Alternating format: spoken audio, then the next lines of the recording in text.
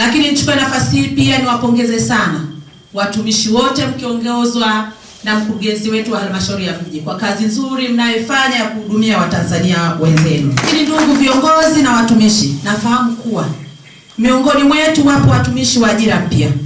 Lakini hata kwa wale tulioajiriwa kipindi kirefu, ni lazima tukumbushane wajibu wetu katika utumishi wa umma.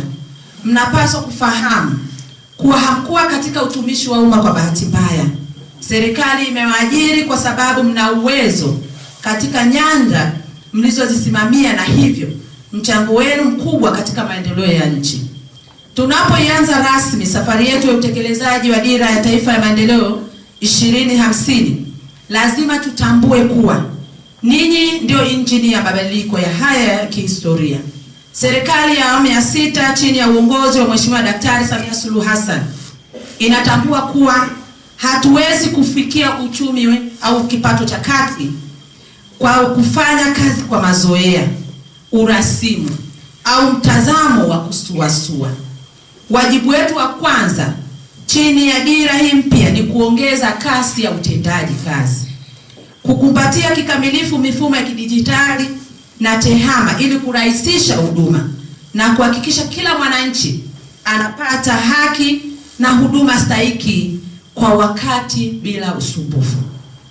Mabadiliko tunayoyataka yanadai weledi wa hali ya juu, ubunifu wa kitaaluma na uadilifu usio na mashaka kutoka kwa kila mmoja wetu, bila kujali kada au idara mliopo.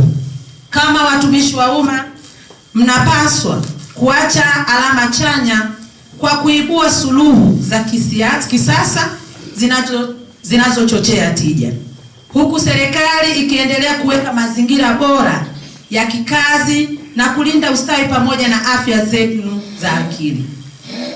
Taifa linawatazama ninyi kama kioo cha ufanisi. Nendeni mkawe chachu ya mapinduzi haya ya kimaendeleo kuelekea mwaka 2050, kwani mafanikio ya dira hii yapo mikononi mwenu. Ni kweli katika wilaya hii tumefanikiwa sana kuhudumia wananchi wetu.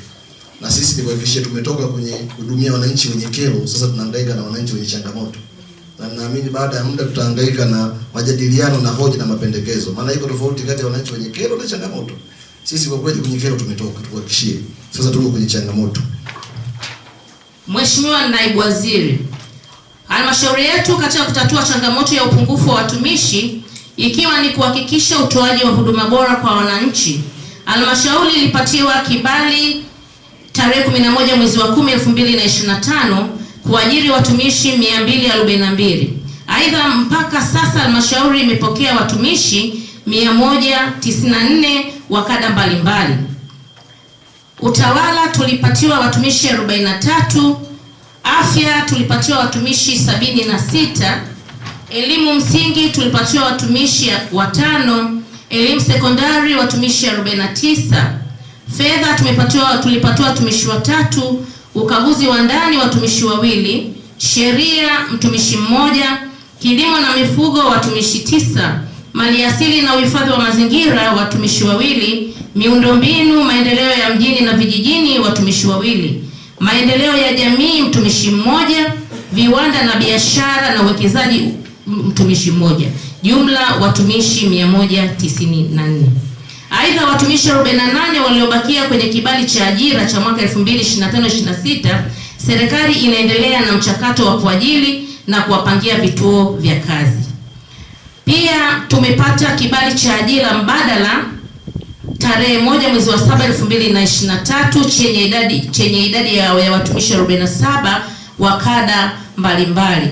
Utawala tumepata kibali cha kuajiri mtu mmoja. Afya tumepata kibali cha kuajiri watu 9. Elimu msingi na sekondari watumishi 19, elimu sekondari watumishi 14, fedha mtumishi 1, kilimo na mifugo watumishi 3, jumla watumishi 47.